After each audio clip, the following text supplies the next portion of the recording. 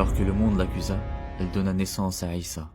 Voici l'histoire de Mariam et de la naissance du prophète Isa. Mariam, une jeune femme, pure, pieuse. Depuis l'enfance, elle vivait retirée dans la prière. Un jour, alors qu'elle s'était isolée dans un endroit tranquille, un homme étrange apparut devant elle. Il semblait humain. Mais Mariam ressentit qu'il portait autre chose, une lumière qu'on ne voit pas mais qu'on sent. Effrayée, elle dit « Je cherche refuge auprès du miséricordieux. » Mais l'homme répondit calmement « Je suis le messager de ton Seigneur. Je suis venu te donner un enfant pur. » Cet homme n'était autre que l'ange Djibril, venu à elle sous forme humaine. Mariam fut saisie. « Comment pourrais-je avoir un enfant, alors qu'aucun homme ne m'a jamais touché ?»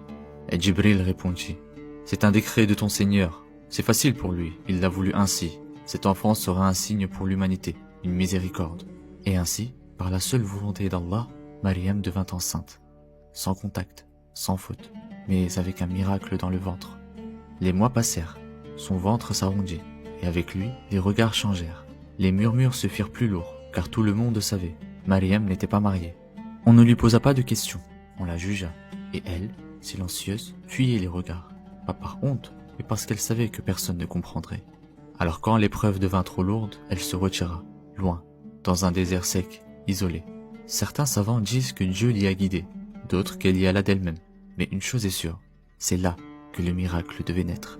Sous un palmier, fatiguée, épuisée, seule face au monde, elle s'effondra et dit « Si seulement j'étais morte avant cela. » Ce n'était pas un rejet de la vie, mais un cri de solitude, un cri face au poids du regard. Elle avait porté ce miracle seule, et maintenant, elle allait devoir l'expliquer à des cœurs fermés. Mais Dieu ne l'avait pas abandonnée.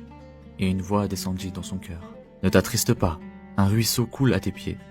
Secoue le tronc du palmier et il laissera tomber des dattes fraîches. Mange, bois, apaise-toi. Et si on t'interroge, dis que tu jeûnes en silence pour Dieu. » Et c'est là, dans ce désert oublié des hommes, que Isa, dit Jésus, vint au monde. Pas dans une maison, pas dans un palais, mais dans le silence du sable et sous le regard du ciel. Puis elle prit son enfant dans les bras et revint. En la voyant, les gens furent choqués. Certains disaient « Est-ce vraiment elle ?» D'autres murmuraient « Comment une femme pieuse, célibataire, peut-elle avoir un enfant ?» Et quand elle entra dans la ville, les regards se firent tranchants, les voix l'entourèrent. « Oh Mariam, tu viens d'une famille droite, qu'as-tu fait ?»